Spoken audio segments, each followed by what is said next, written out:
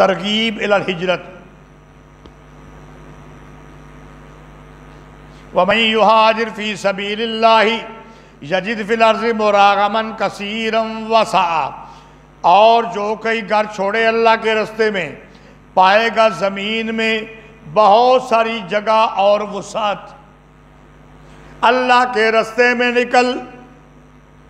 اللہ کے رستے میں نکلتے ہوئے یہ خیال نہ کر کہ میں اپنا گھر چھوڑ دوں گا تو مجھے گھر نہیں ملے گا، میں اپنی دکان چھوڑ کے نکلوں گا تو مجھے دکان نہیں ملے گی، میں اپنی زمین چھوڑ کے نکلوں گا تو مجھے زمین نہیں ملے گی.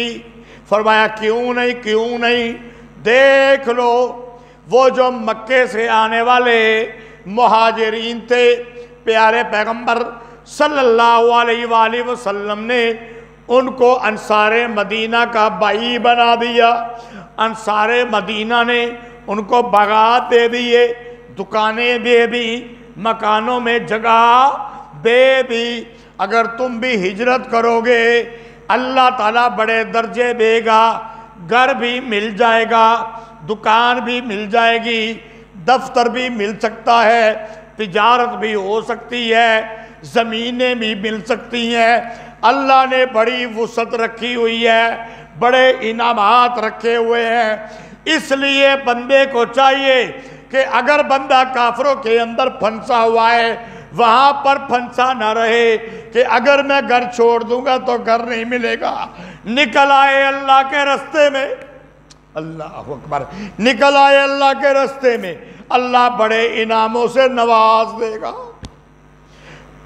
وَمَن يَخْرُجْ مِن بَيْتِهِ، اور جو کوئی نکلے اپنے گھر سے مہاجراً الی اللہ ورسولہ، ہجرت کرنے کے لیے اللہ اور اس کے رسول کی طرف، ثم یدرکہ الموت، پھر درمیان میں ہی اس کو موت نے پکڑ لیا، فقد وقع اجرہ علی اللہ.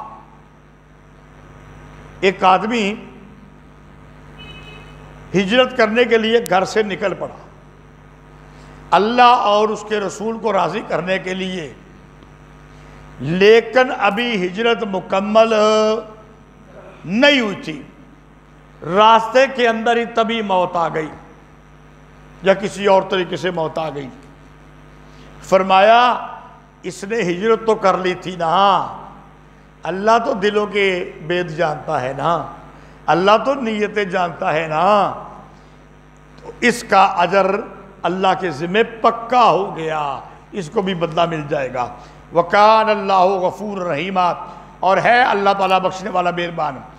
وَإِذَا ضَرَبْتُمْ فِي الْأَرْضِ، حکم سابع یا ساتواں حکم یا حکم سابع از احکام سلطانیہ.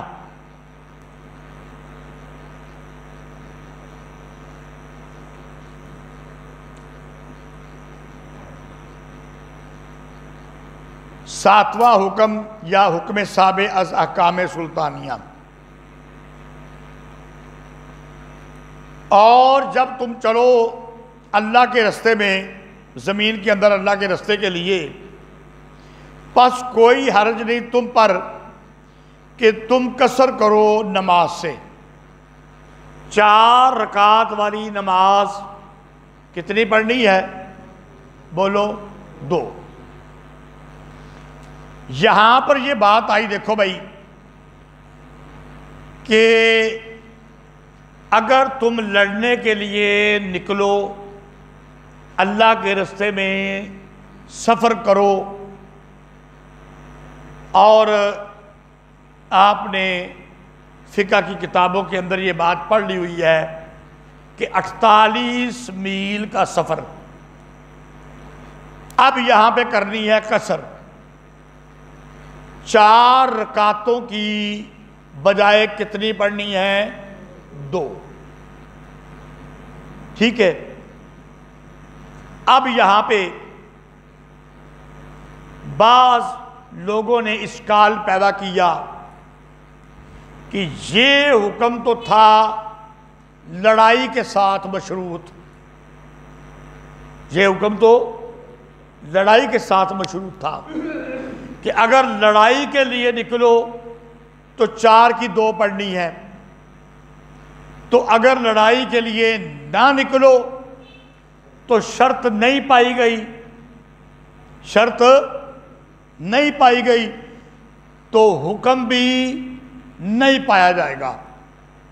ہم کہتے ہیں عدم وجود شرط عدم حکم کو مستلزم نہیں ہے، شرط کا پایا نہ جانا حکم کے نہ پائے جانے کو لازم نہیں۔ بات سمجھ آ گئی؟ ہم حنفی کیا کہتے ہیں؟ ہمارے نزدیک شرط کا نہ پایا جانا حکم کے نہ پائے جانے کو لازم نہیں۔ اگر شرط نہیں پائی گئی حکم پھر بھی پایا جا سکتا ہے، یہ لازم نہیں کہ اگر شرط نہیں پائی گئی تو حکم نہیں پائے گا۔ ایک بات۔ دوسری گل، سفر کے اندر قصر کا ہونا یہ احادیث صحیحہ سے ثابت ہے۔ سفر کے اندر چنانچہ نبی کریم صلی اللہ علیہ وآلہ وسلم نے جو سفر ایسے کیے ہیں جس میں لڑائی نہ تھی، وہاں پر بھی آپ نے 4 کی بجائے 2 رکعتیں پڑھی ہیں۔ بات سمجھ لگ گئی؟ تو اس لیے احادیث صحیحہ سے جب یہ بات ثابت ہے کہ بغیر لڑائی کے بھی آپ نے قصر کیا، صحابہ نے قصر کیا، تو اب جب سفر بن جائے گا تو رکعتیں 2 ہی پڑھنی ہوں گی۔ 48 میل یہ 78 کلومیٹر آج کل بنتا ہے۔ 78 آج کل کلو، مجھے ذہن میں نہیں رہا تھا کلومیٹر، وہ پہلے میل ہوتے تھے نا، میں نے میل کہہ دیا۔ 78 کلومیٹر آج کل کے۔ اور اس میں ایک بات اور یہ ذہن میں کر لو، آپ اپنے قصبے سے نکل گئے ہیں، کلابی دار سنگھ سے لاہور تک کا سفر بن جاتا ہے، لاہور جانے کے لیے، پنڈی جانے کے لیے۔ آپ ابھی ہردو پر پہنچے ہیں تو نماز کا وقت ہو گیا، اب آپ نے راول پنڈی جانا ہے تو آپ نے 4 کی بجائے 2 پڑھنی ہے۔ سفر شروع ہو گیا ہے۔ نمبر 2 بات کہ 15 دن سے کم کا سفر ہو، 15 دن سے آخر حد 15 دن تک ہے۔ اگر سفر کر کے 16 دن یا اس سے زیادہ رہنا ہے وہاں پہ، پھر پوری نماز پڑھنی پڑے گی، یہ مسئلہ بھی سمجھ لو۔ نمبر 2، جب بندہ سفر کر رہا ہے، گاڑی میں، بس میں، ٹرین میں، گھوڑے پہ پرانے زمانے میں، تو سفر کرتے کرتے رستہ کے اندر نماز کا وقت آیا تو فرض 4 کی بجائے 2 پڑھ لے، مغرب کے 3 ہی پڑھنے ہیں، 1.5 نہیں پڑھنا، ٹھیک ہے؟ مغرب کے 3 ہی پڑھنے ہیں، سنتیں چھوڑ دے، سنتیں بے شک چھوڑ دے، عشاء کے وتر بھی لازمی پڑھنے ہیں، بالکل ٹھیک ہے۔ اور جب راول پنڈی پہنچ گیا، اب وہاں پر 10-12 دن رہنا ہے، تو بہتر یہ ہے کہ فرض تو 2 پڑھے، ساتھ سنتیں بھی پڑھ دیں، بہتر یہ ہے، کیونکہ اب تو ٹھہرا ہوا ہے نا، وقت موجود ہے۔ لیکن اگر نہ پڑھے تو گناہ کوئی نہیں، بہتر یہ ہے کہ سنتیں پڑھ لیں، لیکن اگر نہ پڑھے تو گناہ کوئی نہیں۔ اچھا، یہ بات اب سمجھ آ گئی نا؟ تو جب احادیث سے بات ثابت ہو جاتی ہے، ایک بزرگ کہتے تھے کہ ایک بندے نوں ایک جتی 5000 روپے والی جدوں بعض لوگ کی لاندے نے سیل انہوں 3000 دی ملے سیل دے وچ ایک دکان تو دوجی دکان تو ملے 5000 دی، تو کیا وہ بندہ 5000 دی لوے گا کہ 3000 دی؟ بولو 3000 دی۔ تے جے دنیا دے وچ دنیا دی چیزاں خریدن لگے ہاں ٹھیک ہے، تسی آندے ہو 3000 دی مل جاندی ہے تے ٹھیک ہے 3 والی لے لینے ہاں، تے جے اللہ نے تو انہوں 2 رکعتاں معاف کر دیتیاں نے ہیں تے پھر 4 پڑھن دی کیڑی لوڑ ہے؟ اللہ نے 2 تے بھی تو انہیں ہی ثواب دینا ہے، اللہ نے 2 تے بھی۔ اور مسئلہ یہ ہے کہ جب 2 پڑھنی ہے 2 پڑھے گا 4 نہیں پڑھے گا۔ دیکھو اگر ایک بندہ عصر کی 4 رکعتیں ہیں، 4 فرض ہیں عصر کے، تو وہ 5 پڑھ لے، نماز ہو جائے گی؟ یار ہو جائے گی، کیوں نہیں ہوئے؟ 1 رکعت ہی ود پڑھی ہے، 2 سجدے ود کیتے نے ہیں، سوچ کے گل کرو یار کیوں نہیں ہوئے گی؟ ہے 1 رکعت ود پڑھی ہے تو کی ہو گیا ہے؟ چپ کیتے، اچھی بولو، گل کرو کھل کے۔ ہاں حکم 4 کا ہے، فرض 4 ہیں، یہ بات کرو نا۔ جب حکم 4 کا ہے، جب حکم 4 کا ہے تو 5ویں پڑھے گا تو نماز۔ ایک بندہ روزہ رکھے تو غروب شمس کے وقت افطار کرنے کی بجائے کبھی میں تراویحاں پڑھ کے افطار کر لاں گا تو کیا زیادہ ثواب لب جائے گا؟ بلکہ گناہ ہوئے گا۔ غروب شمس کے وقت روزہ کھولنا چاہیے، اسی کا ثواب ہے، یہی طریقہ ہے۔ چلو بات سمجھ آ گئی نا اب؟ تو جب جی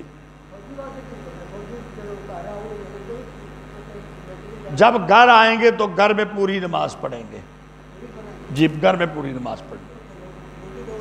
وہاں پر جب ڈیوٹی پر ہوں گے اگر 15 دن سے کم ہے تو سفر بنے گا، 15 دن سے زیادہ ہے تو وہاں پر بھی پوری پڑھیں گے۔ اچھا جی چلو جی ذرا ہوں، اور جب تم سفر کرو زمین میں بس کوئی حرج نہیں تم پر کہ قصر کرو نماز سے۔ ان خفتم ان یفتنکم الذین کفروا، اگر ڈر ہو تم کو کہ فتنے میں ڈالیں گے تم کو وہ لوگ جو کافر ہیں۔ ان الذین کفروا ان الکافرین کانوا لکم عدو مبینا، بے شک جو کافر ہیں وہ تمہارے سری دشمن ہیں۔ وَإِذَا كُنْتَ فِيهِمْ فَأَقَمْتَ لَهُمُ الصَّلَاةَ، اور جب تو ان میں موجود ہے تو نماز ان کے لیے قائم کر، یعنی باجماعت۔ فَلْتَقُمْ طَائِفَةٌ مِّنْهُمْ مَعَكَ، پس چاہیے کہ ایک گروہ مسلمانوں کا، یعنی آب مسلمان آ جائیں تیرے ساتھ، تیرے پیچھے۔ وَلْيَأْخُذُوا أَسْلِحَتَهُمْ، اور اپنا اسلحہ بھی ساتھ لے لیں، پھر دشمن حملہ ہی نہ کر دے۔ فَإِذَا سَجَدُوا فَلْيَكُونُوا مِنْ وَرَائِكُمْ، پس جب 2 سجدے پورے پہلی رکعت کے کر لیے، یہ آب مسلمان واپس چلے جائیں نماز کے اندر ہی دشمن کے مقابلے میں۔ وَلْتَأْتِ طَائِفَةٌ أُخْرَىٰ، اور آ جائے دوسری جماعت، لم یصلوا، جنہوں نے ابھی نماز نہیں پڑھی تھی، فَلْيُصَلُّوا مَعَكَ، پس وہ نماز پڑھیں تیرے ساتھ۔ وَلْيَأْخُذُوا حِذْرَهُمْ وَأَسْلِحَتَهُمْ، اور پکڑ لیں اپنا بچاؤ، حِذْرَهُمْ یعنی زرہ وغیرہ اور اسلحہ۔ تو یہ سفر کی نماز، جب سفر میں لڑائی ہو اور دشمن مقابلے میں کھڑا ہو تو 2 رکعتیں پڑھنی ہیں، آپ جماعت کروائیں پیارے پیغمبر صلی اللہ علیہ وسلم ایک جماعت مسلمانوں کی آپ کے پیچھے نماز پڑھے، ایک رکعت پڑھ کے دشمن کے مقابلے میں چلی جائے، دوسری جماعت آ جائے وہ بھی ایک رکعت پڑھ لے۔ اب آگے دو طریقے ہیں۔ دوسری جو جماعت آئی ہے نا، انہوں نے ایک رکعت آپ کے پیچھے پڑھی، آپ نے تو آگے اتحیات بیٹھ جانا ہے نا، آپ کی تو دو پوری ہو گئی، تو انہوں نے اسی وقت اپنی دوسری رکعت بھی پڑھ لی اور واپس چلے گئے۔ اب پہلے آئے انہوں نے ایک رکعت پڑھی تھی، اب وہ ایک رکعت اکیلے پڑھ کے اتحیات پڑھ کے چلے۔ دوسرا طریقہ یہ بھی ہے کہ پہلے گروہ نے ایک رکعت پڑھی چلا گیا، دوسرا گروہ آیا اس نے بھی امام کے پیچھے ایک نماز پڑھی وہ بھی چلا گیا، پہلا گروہ آیا اس نے اکیلے اکیلے دوسری نماز پوری کی، پھر دوسرا گروہ آیا اس نے اکیلے اکیلے نماز پوری کر دی۔ اب یہاں پہ ایک اور بھی مسئلہ ہے، تھوڑا سا اختلاف ہے کہ جب نبی کریم صلی اللہ علیہ وآلہ وسلم تھے، کیا یہ حکم اسی وقت تھا کہ آپ کے پیچھے نماز پڑھیں، اور آپ کے بعد کیونکہ آپ کا تو بہت بڑا مقام تھا نا، اور صحابہ چاہتے تھے کہ ہم آپ کے پیچھے نماز پڑھیں، اب تو رہ گئے علماء کرام، تو اب کیا ایسے کرنا چاہیے یا ایک عالم جماعت کرا دے، دو رکعتیں پوری پڑھا دے اور دوسروں کو جماعت کرا دے، یا اس طرح ہی کرنا چاہیے؟ اس میں تھوڑا سا اختلاف ہے۔ بعض کہتے ہیں نہیں، العلماء ورثۃ الانبیاء، علماء بھی انبیاء کے وارث ہیں، ان کا بھی بڑا مرتبہ اور مقام ہے۔ اگر ایک ہی عالم ہے سب کا دل کرے گا ہم اس کے پیچھے نماز پڑھیں، تو بعد میں بھی یہ طریقہ اختیار کیا جا سکتا ہے، اس میں کوئی حرج والی بات نہیں ہے۔ اچھا جی، کہا تھا نا کہ اپنے ہتھیار بھی لے لیں اور زرہ بھی پہن لیں، کیوں؟ وَدَّ الَّذِينَ كَفَرُوا لَوْ تَغْفُلُونَ عَنْ أَسْلِحَتِكُمْ وَأَمْتِعَتِكُمْ، چاہتے ہیں وہ لوگ جو کافر ہیں تم غافل ہو جاؤ اپنے اسلحے سے اور اپنے سامان سے، فَيَمِيلُونَ عَلَيْكُمْ مَيْلَةً وَاحِدَةً، پس وہ تم پر اچانک حملہ کر دیں،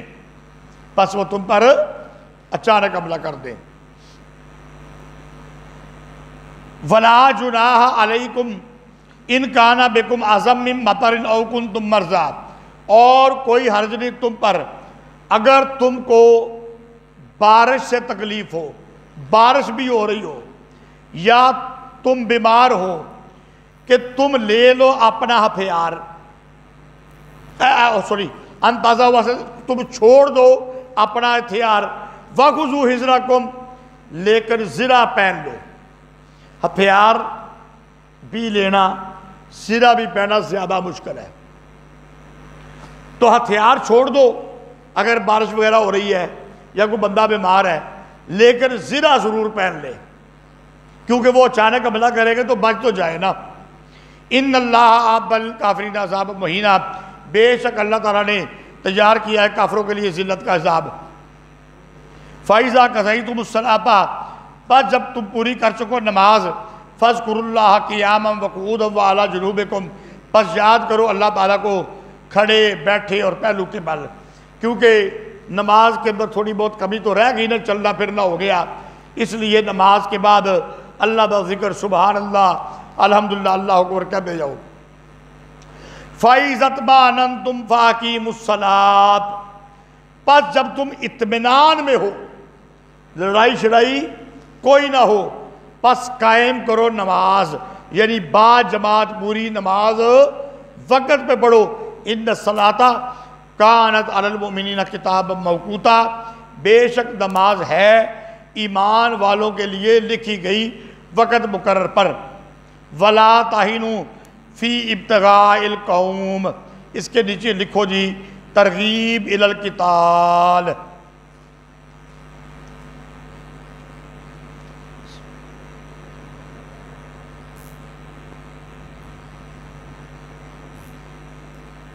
ولا تہنوا فی ابتغاء القوم، ترغیب الی القتال۔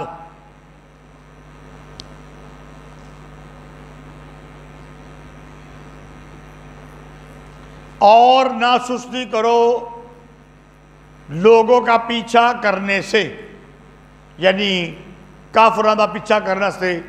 لڑائی میں اگر وہ بھاگ جائے تو پیچھے بھی جاؤ ذرا، ہے بے شک لڑائی میں تم تھکے تھے، اب تھکاوٹ بھی ہے، لیکن چاہیے نا صحیح طریقے نال انجام پورا کیتا جائے۔ ان تکونوا تعلمون فإنہم یعلمون کما تعلمون، اگر تم بے آرام ہوتے ہو پس وہ بھی بے آرام ہوتے ہیں جس طرح تم بے آرام ہوتے ہو۔ اگر لڑائی میں تم تھک گئے ہو، بے آرام ہو گئے تو وہ نہیں تھکے، وہ بھی تو بے آرام ہوئے ہیں، تو یہ کام تو برابر ہے۔ لیکن اگلا کام جو ہے اس میں تمہارا مرتبہ ہو گیا۔ وَتَرْجُونَ مِنَ اللَّهِ مَا لَا يَرْجُونَ، اور ان کو امید نہیں ہے اللہ سے، تم کو جو امید ہے اللہ سے وہ امید ان کو نہیں کی، بلا کی امید ہے، مدد بھی اور انعام بھی، ثواب بھی، جنت دے درجے بھی، جو ان کو امید نہیں تم کو امید ہے اللہ سے۔ وَتَرْجُونَ مِنَ اللَّهِ مَا لَا يَرْجُونَ، اور تم امید رکھتے ہو اللہ سے جو وہ امید تانوں دے درجے ملن گے۔ وَكَانَ اللَّهُ عَلِيمًا حَكِيمًا، اور ہے اللہ تعالیٰ جاننے والا، حکمت والا۔